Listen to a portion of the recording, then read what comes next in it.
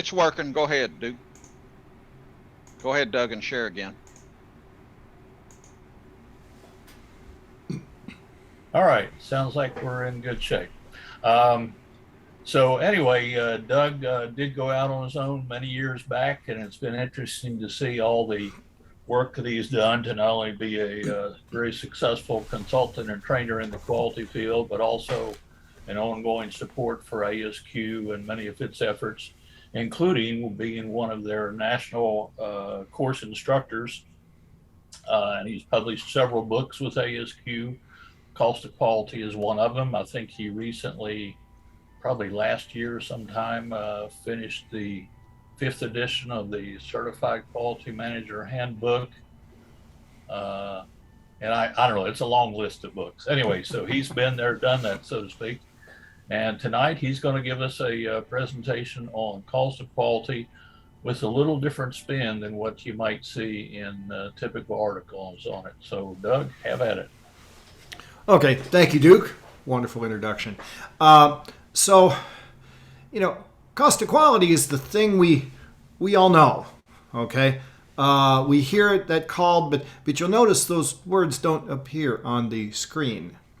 It's got a different name here, and I think we're going to talk about the change of language that kind of needs to be done to speak in today's language. Okay. To begin with, I want to make sure that everybody feels welcome, that they're all comfortable here. We will answer your questions at the end. You can put your questions in the chat window, and we can collect them that way. If you have any audio issues, you might have to disconnect your audio, and you might have to reconnect your audio. Sometimes, the internet can be a little wonky, particularly with audio. So here's our agenda. We're going to talk about, process management components. What is that? We're going to talk about selling these ideas to leadership, which is something of a challenge. We're going to talk about building the quality cost metrics. That's the guts. We're going to talk about risk. Where does that come into all this? And finally, we will talk about pitfalls and renewal. How can this go wrong, and what do you do to keep it fresh? To begin with, there are different components of managing a process. And by the way, praying is not a sound way to manage a process. We have other tools we use for that.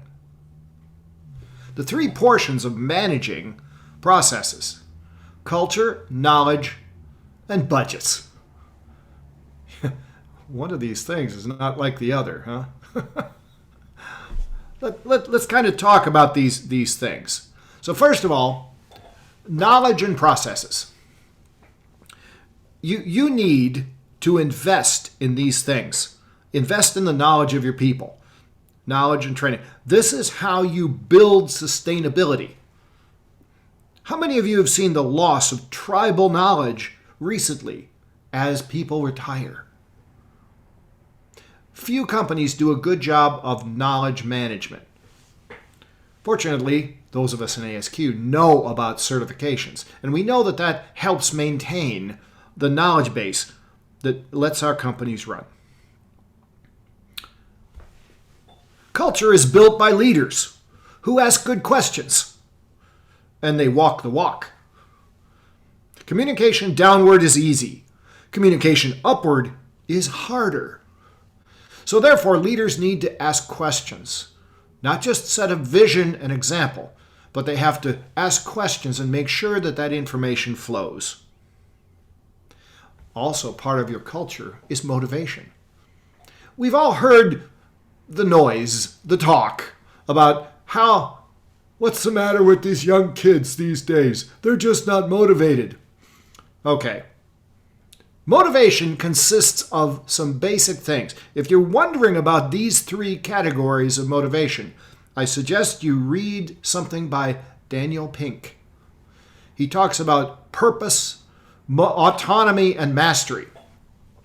These three things provided to the workers. Tell them what they're there for.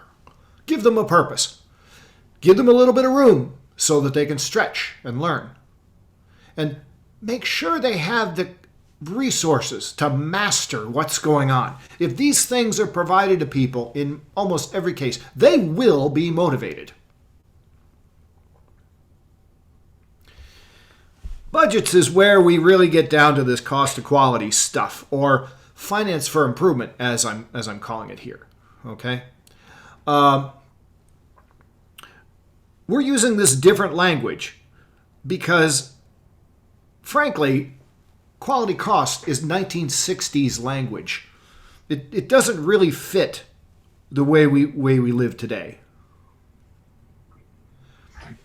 Here's some new terms. You probably heard of prevention, appraisal, internal failure, external failure. How about these words? Investments instead of prevention. Change appraisal to monitoring.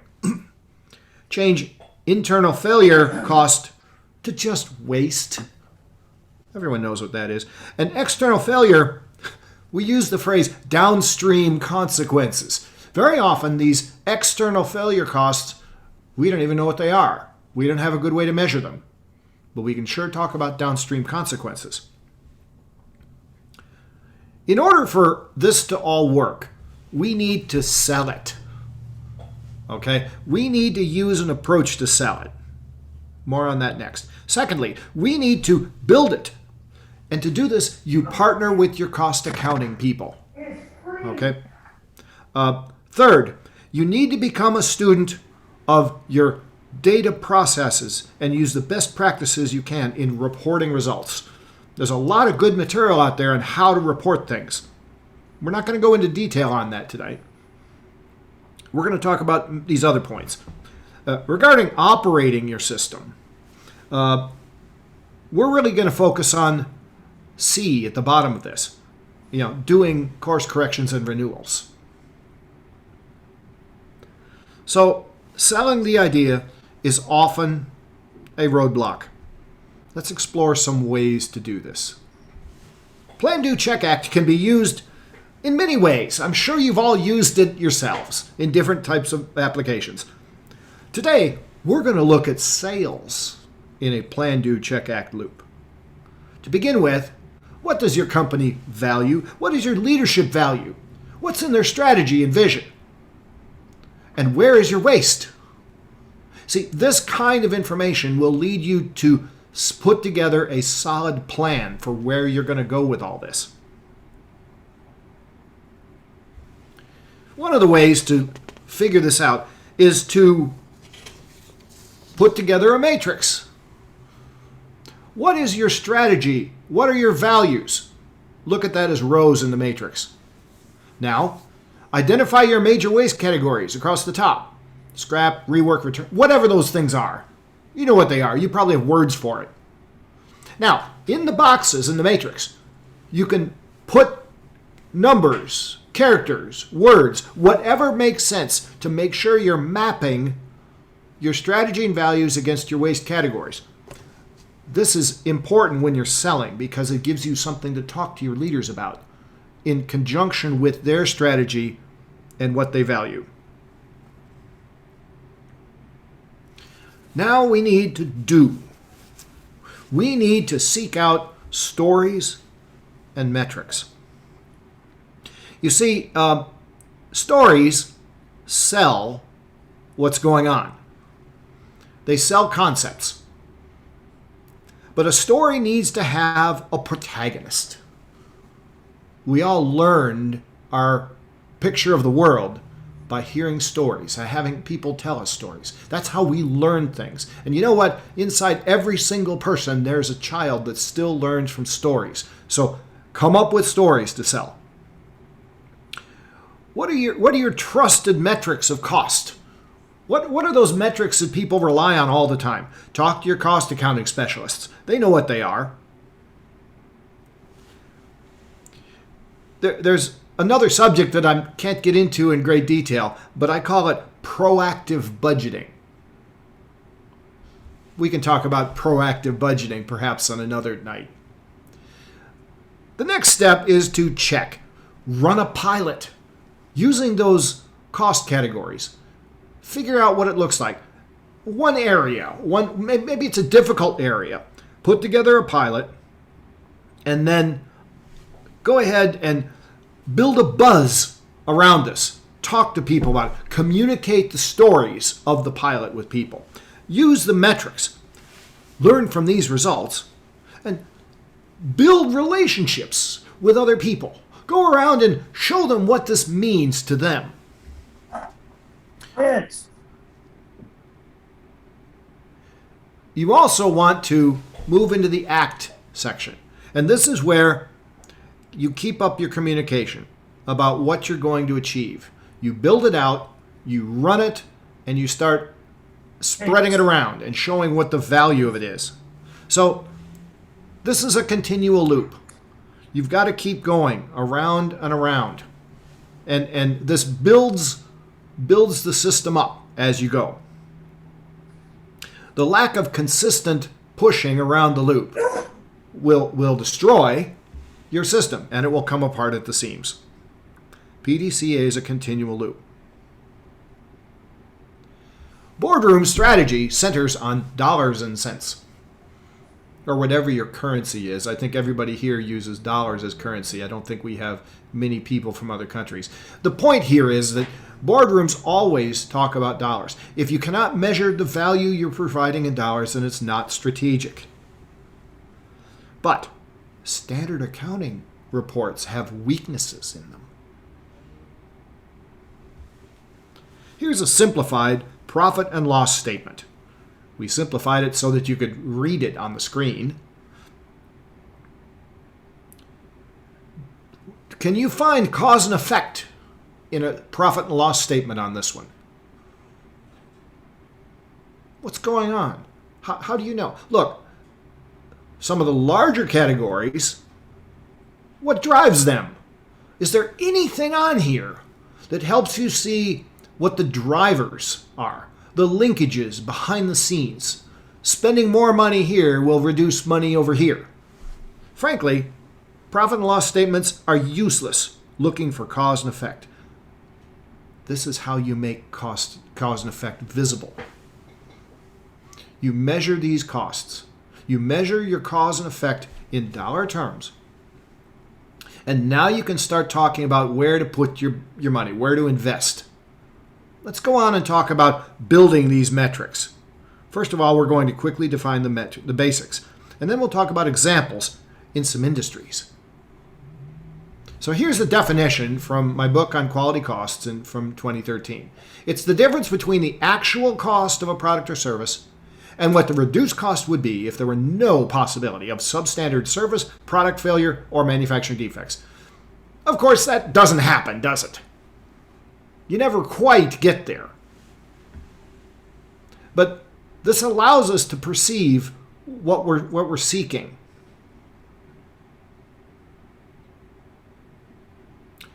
This model has been used for many years to talk about quality cost, prevention, appraisal, and failure. It's a traditional model, and it's helpful.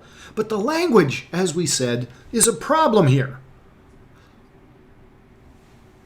If we change the wording, these 1960s words to 2020 words, investment, monitoring, and waste. Notice the proportions over on the right-hand side. In working with many companies on their cost of quality, these proportions seem to stand out. For every dollar of investment, there's $4 of monitoring and $9 of waste. It's easy to remember. It's just, the first three numbers squared. The question becomes, what is your cost of quality if you're not measuring all the pieces of it? What do you think it really is? Well, so cost of quality is often 10% of the total revenue of a company. If you want to know whether your investment is high enough, what is 1/14 of 10%. Huh? Are you really spending that much on stopping problems, on investing in your quality systems? Maybe you are. My experience shows that these are pretty true.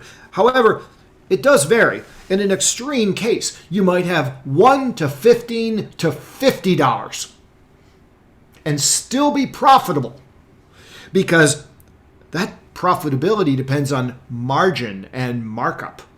And in some industries, you just price it up and you make money. Let's talk about how we might define these categories.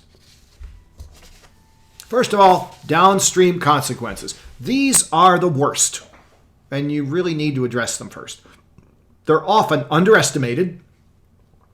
They occur intermittently, and they can be blamed on other people. Those users just don't know how to use our products. Or, those people shipping our stuff, they get lost all the time. Okay? Or, that's after our control. We don't worry about what happens when it leaves our control. But it's still your problem. Some internal waste costs. These are costs associated with problems in-house. So these are the easiest to measure, but we often don't connect them to the causal costs, and we become very complacent. What scrap is accepted into business? Well, that's just a cost of doing business. We just have to throw away 10% of everything we make. Maybe you've lived that. Do you really have to do that? So, monitoring costs, inspections, appraisals, all those kinds of things, audits. Sometimes executives think of these as a necessary evil. But this is how you know what's going on. Without this monitoring, you wouldn't know. You'd be just in ignorance, and you'd be just fat, dumb, and happy with money pouring down the drain all the time. Now, the hardest to quantify are these investments, because they're spread out in time and location. Frequently, it's a little bitty piece of a great many people's job. So, cost systems generally do not track these prevention expenses, okay? They don't track them well. However, it's the key to have better process management happening. It's also the key to, I mentioned, proactive budgets. What's a proactive budget, you say? Well, before they come to cut your budget next year, what you do is you say, what aspects of my budget could I reduce if I invested in the right activities? What activities are those that I have to invest in? And you carve out of your budget those activities that you must keep or increase. And then you go before they cut your budget and you say, I'll be willing to reduce my budget, but you have to maintain these aspects of my budget in order for me to save the following. And then you can initiate projects that will roll out and save that money because you have carved out of your budget those necessary things you have to have. Skills, experience, training, those kinds of things are the keys to leveraging future reductions. So you do that in advance. That's the key. So these investments are how you will reduce those wastes. Now, many of you work in manufacturing. The categories of waste and these various things, they occur under different names. But you're probably familiar with supply chain losses or planning investments or support problems. We're going to talk about office waste in a minute. Production costs and scrap, quality assurance expenses, shipping, distribution, customer relations. All of these are buckets that you might seek out cost of quality. Now, we are not talking about the money you spend on labor and materials to make good product. That's the cost of doing business. These other ones are the cost of not that.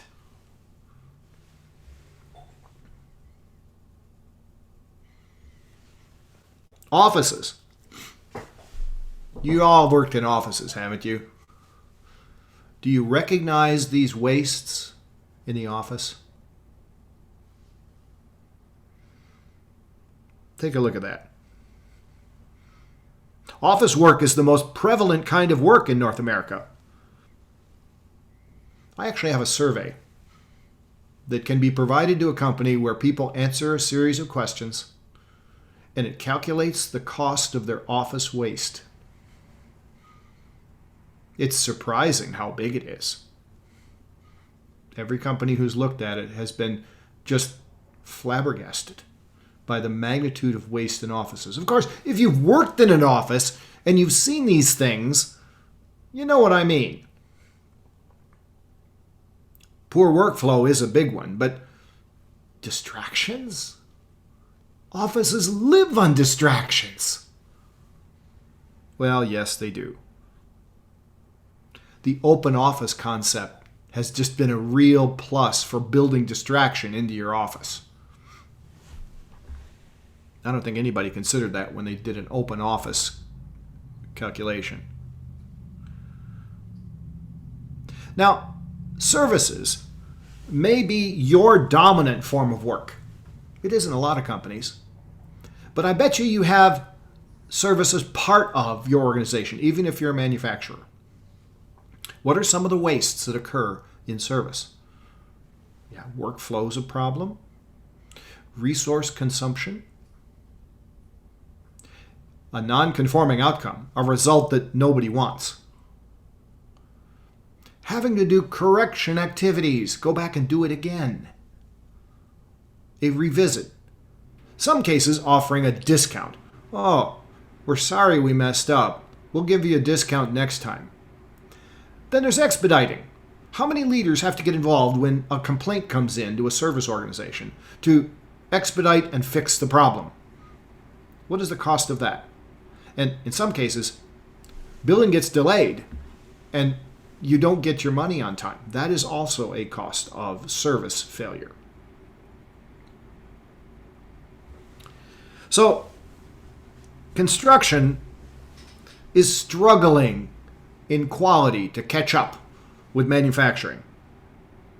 It's becoming a larger focus today. I've actually done a couple of classes for major construction companies on preparing their employees to pass ASQ certifications, auditing and quality manager.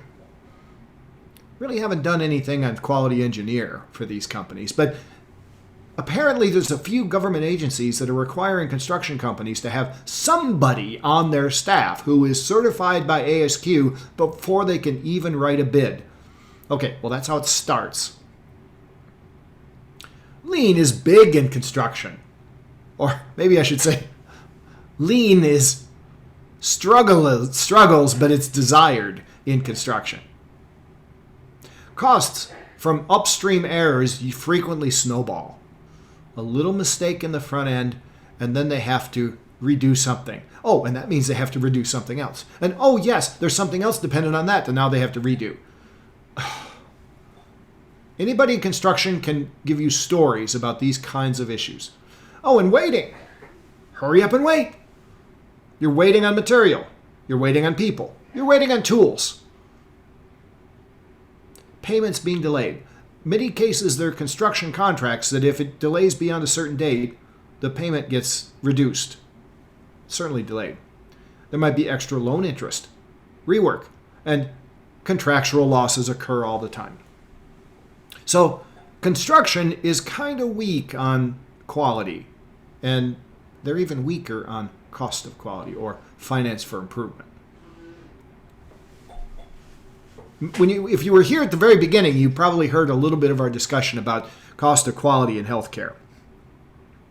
Quality in healthcare has many, many metrics. But in terms of cost, this could be the worst part of healthcare. You've seen the bills, right? You go into the hospital and they send you a bill for $100,000. And then the insurance company comes along and says, nope, that's going to be $3,000. And then you end up paying some amount for that. The problem is that healthcare doesn't have a handle on their internal cost. They simply don't. Payment denials. This costs hospitals a great deal of money. Complications in patients. Even death. This happens. To some extent, we know that people in hospitals don't make it, that they die there. That happens a lot. And with COVID, it happens a whole lot. But some of these deaths are not necessary. Some of them happen because of a failure of the healthcare process. Insurance premiums for malpractice are pretty high. They could be lower if there were fewer mistakes made. There would be fewer mistakes if the process was better managed. There's the loss of reputation. Some hospitals are so low on reputation that people avoid going there. I've heard of the only hospitals right now that seem to have beds are the ones that are so poor in reputation that people just don't want to go there. Having a slow turnover of people in your hospital loses revenue. And shipping sick people out to a bus line down the road is not a good solution to this. One of the biggest challenges in healthcare, when they're operating at capacity, which, oh yes, that's what they're doing right now, is lost capacity.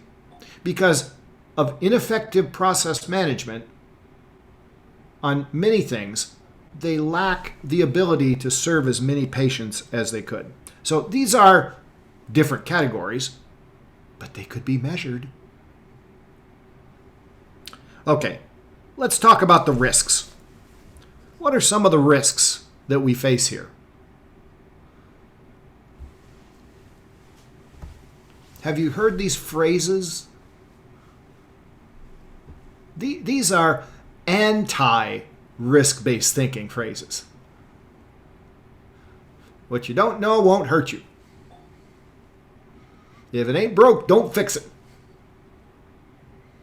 We're profitable. Everything's fine here. We're the biggest in our market. I guess that means they must be successful. All managers are supposed to reduce risk. Do you believe this? See, reducing risk should be more common. What you get are excuses like these. Not knowing the cost of quality, not knowing where your waste lies and the dollar value of it, allows these excuses to continue.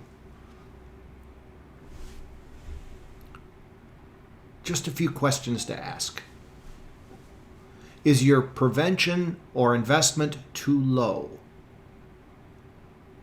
Is your appraisal or monitoring, is that too low? Or maybe you're monitoring the wrong things.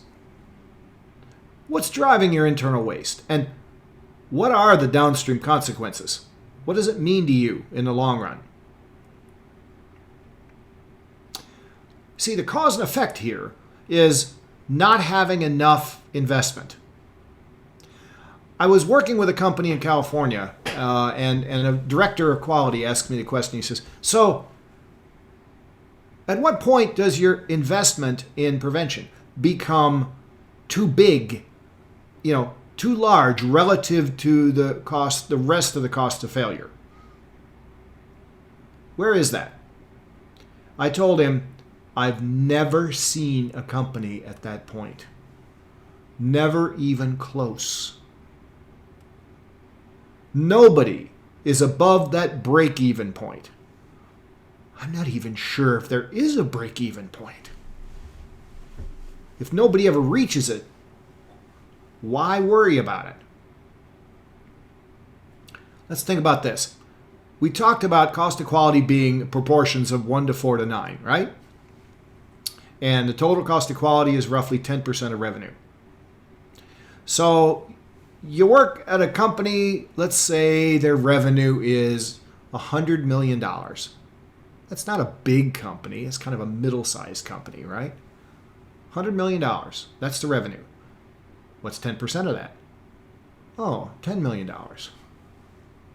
What's 1/14 of $10 million? What? $8 million? 7, something like that? Don't have to do the math. Are they spending $8 million in preventing problems? I can almost guarantee you nobody is spending that much. Their failure cost is more like 9 out of 14, or out of the $10 million, maybe $7 million is their waste, right? If I did that right, 7 million is the waste, 8 million is the waste, 9 million is the waste.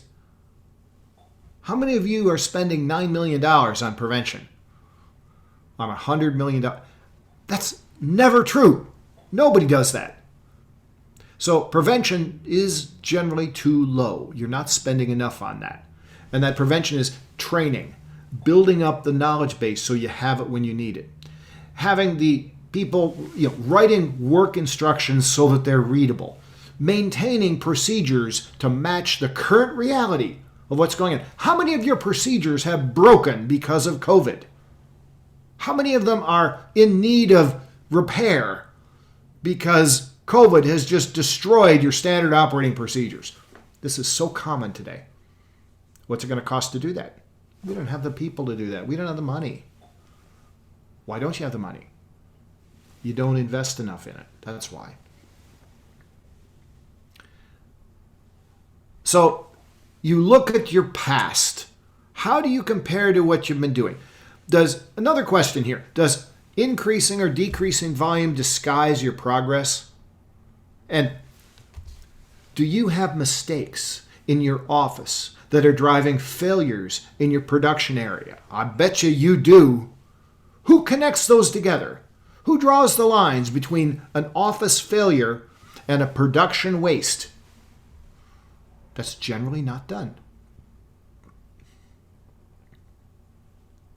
So hidden costs are small, unimportant things that are just too costly to measure.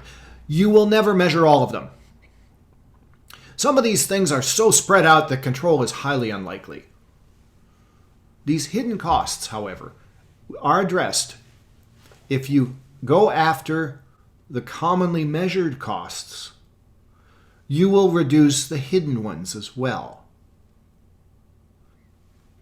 I wanted to find a diagram showing this, and the best one I could find came from this old edition of Principles of Quality Cost.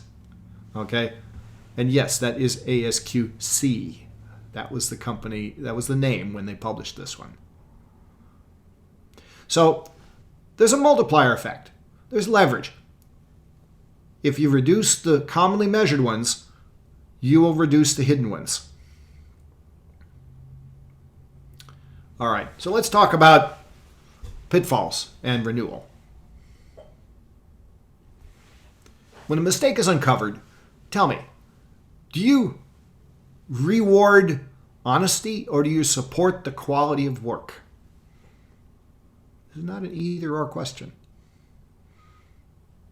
When somebody says, "Oh, I messed up," well, you want them to tell you when they mess up, right? But you want to support quality of work too.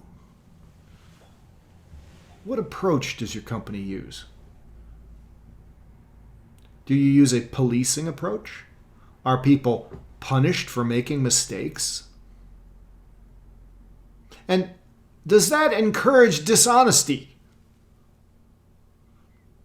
These are some pretty deep questions to consider in terms of the culture that you want to leave behind. One thing you can do is to separate high performance rewards from problem solving. If you give people rewards for solving problems, then you might find yourself in the situation of the fire departments back in the 19th century, where the fire departments were starting fires so they could put them out and get rewarded for it. You have employees who can do this, who are this unscrupulous. Some people are. So do not reward problem solving with high performance rewards. You want to keep the focus on root cause analysis, using support from the top and firm guidance all through layers of management. Focus on what you can learn from stopping these problems. There are accidental errors and there are intentional errors. Treat them differently. And finally, taking a page out of Edward Deming. Don't give individual performance awards. Give group measure awards. If you provide an across-the-board reward for a group that succeeds, everyone will try to make sure their partners succeed. A number of companies, by doing away with sales incentives, individual sales incentives, have seen their sales skyrocket. 30-40% increases.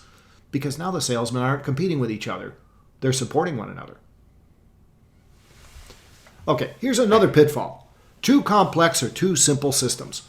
Now, a complex system is sophisticated and it can tell you all kinds of things. Simple approaches are quick to deploy. Your measurement system should be kept as simple as possible to allow visibility for action. Visibility for action is the goal here, not a fancy system with all the bells and whistles. Okay? If it's too complex, people won't understand it. The few that do understand it might play games. If it's too simple, then you can't control things because the data doesn't give you what you need to know what's happening. So you want to listen to your experts who are close to the problem areas. The folks down in the weeds who are close to the problem area, they are the experts. Talk about how much detail they need to have to take action. What do they need to have? If you do have to have a high level of complexity, then you have to maintain knowledge of this complexity. You have to document what happens. Hopefully, in a complex system, you have set up a balance system where one measure identifies that the other measure is being gamed. You see, you need to watch for clever and unscrupulous people because they're out there.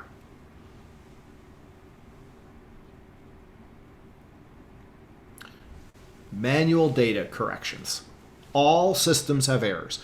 If you've worked with data, and I'm assuming that many of you have, okay, you know what I mean by this. You open the data set that no one has looked at for a long time, and it's full of junk. So, all our data systems have errors. Hopefully they're small. If they're large, they will make your reports useless. So you have to have a way to do manual corrections when you come across an error. But first of all, only make manual corrections when it's a large correction. You know, it's going to make a difference in the way people see things. Don't get down into the fiddly bits and be changing all these little bitty things. Secondly, keep leadership informed of the size and the number of corrections. They need to know what's going wrong in the data. If you have a system that is buggy or inadequate, you need to dig in and fix it. Finally, the people that input data are frequently the lowest paid people in your company. I know, we all have some pretty sophisticated data collection techniques now, but there's normally a person somewhere in the beginning of the data collection. These people are not high paid. And oftentimes, they just set something wrong or they collect something wrong, they need to be retrained. They need to have high skills in accuracy. Or again, garbage in, garbage out. Here's a final word talking about names. Cost of quality is an old name. If you call it the finance of improvement, this links it from that fuzzy word, quality, to improvement. And everybody knows improvement. After all, everybody wants improvement. People say they want quality, but do they really? It's a fuzzy word. Prevention, you can call it investment. Appraisal, you can call it monitoring. Internal failure, just call it waste. And external failure, call it downstream consequences. I have a final suggestion here, and I don't know how well this goes over for all you guys. In ASQ, it's really hard for us to leave out the Q word. But what if we started calling it process management, process engineering, process auditing? What does that do to our profession? Does that reduce the value of what we do? Or does that make what we do more broadly applicable? It's a thought. So I've got a couple of resources here. I reference Daniel Pink's book, Drive. And I've also got my my book on quality costs here. I am working on another book on quality costs that will incorporate some of the themes and subjects that you've seen tonight. So I'm working on that this year. It's time. Also, on my website, I have some quality articles that you might be interested in reading. Types of waste in the office and their relative magnitudes. That was my master's thesis.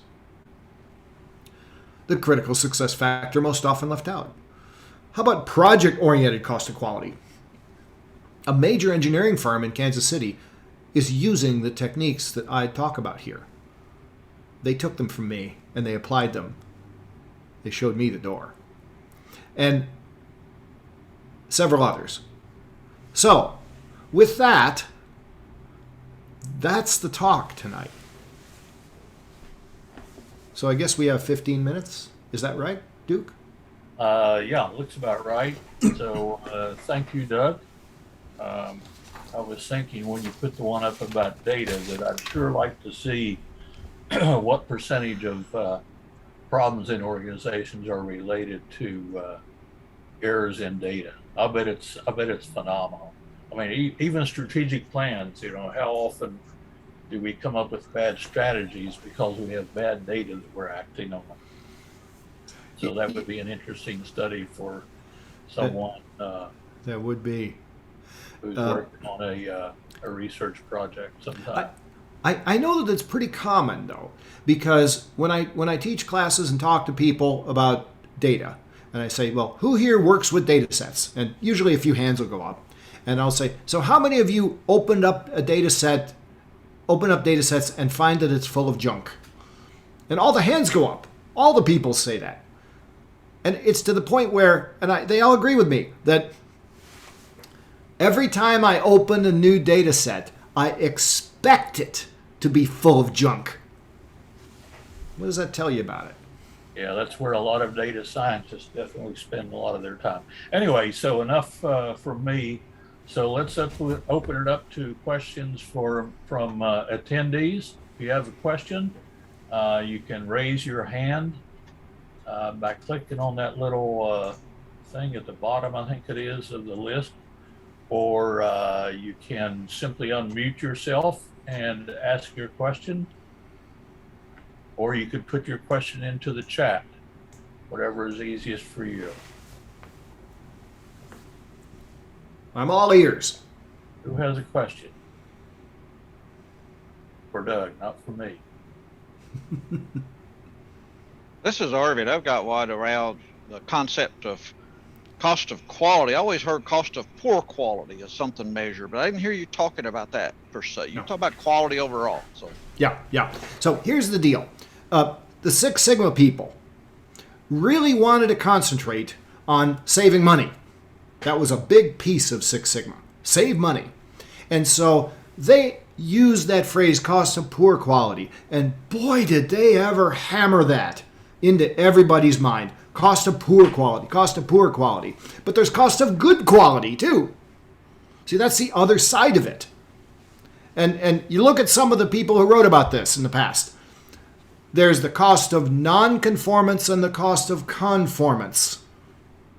That's, again, a breakdown of that. If you look at the cost of good quality, it's investment and monitoring. The cost of poor quality is waste and downstream consequences. I think one of the reasons that Six Sigma didn't want to talk about the cost of good quality is because Six Sigma itself is investment and monitoring. They wanted to leave themselves off of the measurement scale so they could continue to do their Six Sigma. I think that was part of the rationale behind it. But cost of good quality needs to be measured too, because how do you know that you're working on the right things? Okay? How do you know your investment is in the right place?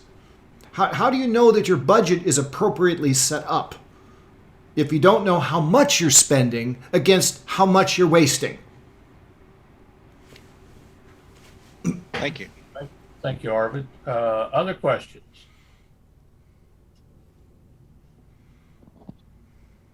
Hey, Doug, the change in the terminology that you're proposing to go from what we established back in the 60s to something a little bit newer, is that to make it so that the C-level people better understand? Are we trying to talk their language a little bit more rather than the quality folks' language? Or, what's your thought on that?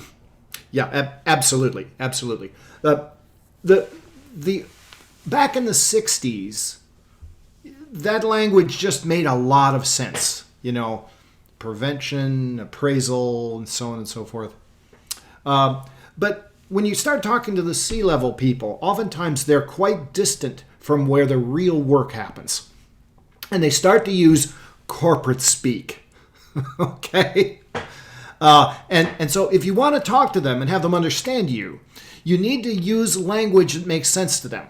Okay? So you say prevention, they don't connect it with investment. They know investment. They might think prevention is just people doing smarter things. But no, you need to spend your money in the right places.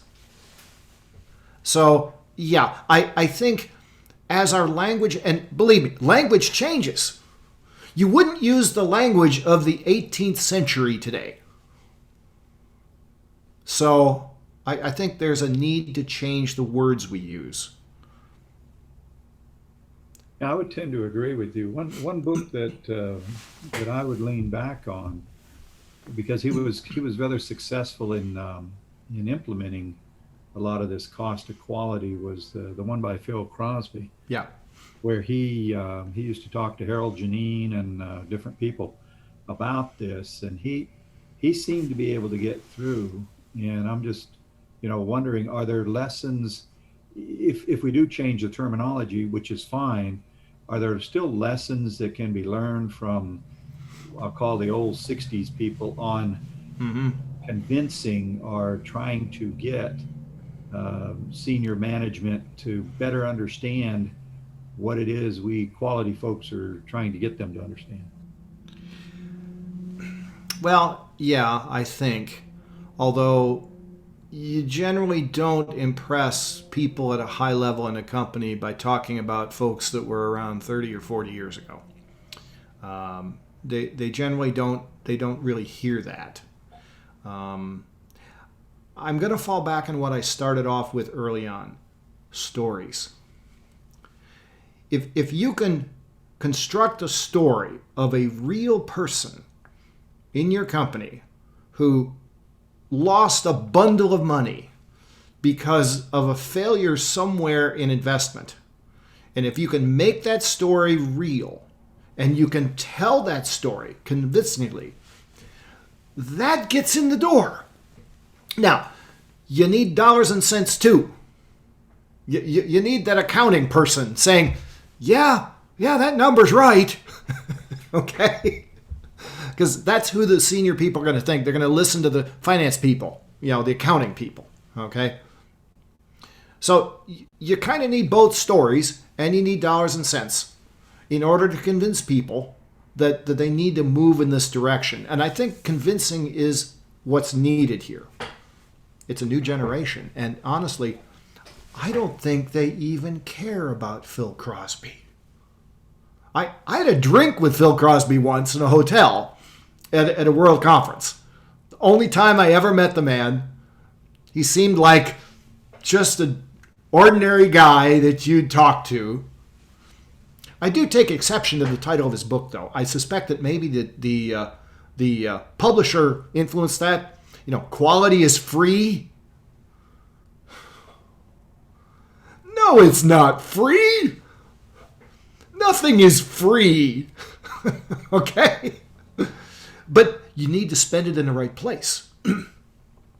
No, Phil Crosby was very good at convincing, but again, it's definitely old school. More questions?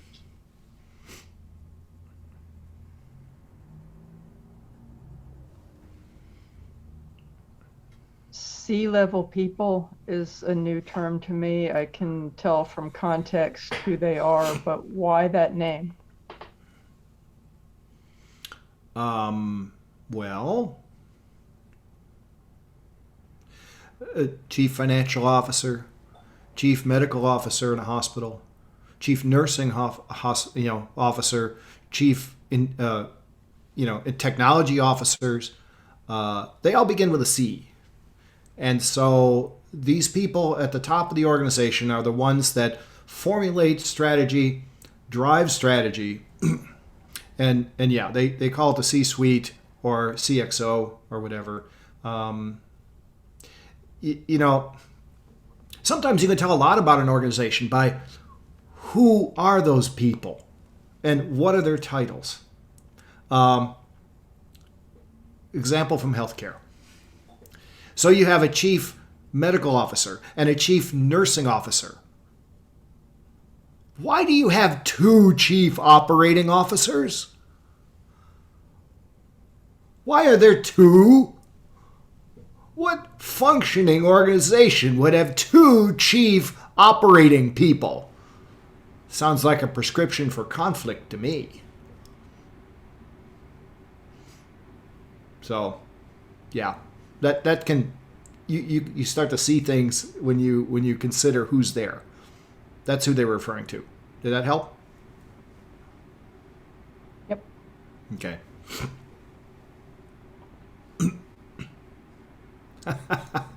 Travis's comment in the chat. Yeah. I guess having those two C-level people in that organization would depend on whether they're ants, wolves, or geese, right? Yes, yeah, I think so. I think that's definitely true. Historically, there was a reason for it. Okay, so my son had worked for a software company that made information systems for medical information. Okay, it was a big company. He no longer works there. But I was talking to him about this, and he said, "Oh, it's worse than that." When I told him about the chief nursing and chief medical, he said, most hospitals have spent all this money on this new software package to track patient medical information. And he said, they not only have a chief technology officer, they have a chief medical information technology officer. I said, what? You mean one person couldn't handle that too? And he says, no. They spent too much money on the software, and now they have to have another chief guy because of all the money they poured into that. Those medical information systems, they often cost as much as a whole new wing in the hospital, just to give you some idea of what they invested in those things. All right, Arvid, I'm going to hand it back to you. See if you have anything that you want to say before we end it for the night. Thank you. I am reclaiming host and sharing the schedule again so people can see that as they end, the schedule that we will have for the rest of the year. And I appreciate Doug and everything that you've done for us tonight. This has been fantastic from the very beginning when you were online and interacting with us to the great presentation that you have made. And it's been fantastic, been a great night. I've greatly enjoyed it. And it's hard to believe that we've been online for 2.5 hours with a 15-minute break in between, but it's been a lot of fun and enjoyable. Hopefully everyone got a lot out of it and can take that back. And again, you'll get a certificate. If there's any questions, please contact me, or I would be happy to try to address them. If I can't answer it, I'll send it to the right person. So with that, Doug, thank you again. Thank you very much. And we appreciate everything that you've done, taking your time to prepare as well as to present tonight. Thank you for having me. I do appreciate having a chance to talk. You can tell I love to talk. I did provide you with a PDF file of my slides. I'm not sure how that's dispersed to people. It's going to be posted on our My ASQ at ASQ section 1106. If you go to My ASQ, and you can access that. John put a link in the actual chat, so that if you go scroll back in the chat right now, you'll find that link in there, and you should be able to click on that and go visit that. If for some reason you can't access it, you can email me if you want to get a copy of it. This is my way of encouraging everybody to get on My ASQ and try it, use it that way. That's a good thing. We want people to use that. Yeah, it's a great resource. People need to learn to use it. Anything else before I stop recording? I guess I'd like to remind everybody that the Quality Management Division offers webinars every month. So if you're a member of QMD, you might check out our My ASQ site and see what we've got coming. Thank you. Mm-hmm. With that, I will shut us down, and thank you very much and have a good night. Good night, everyone.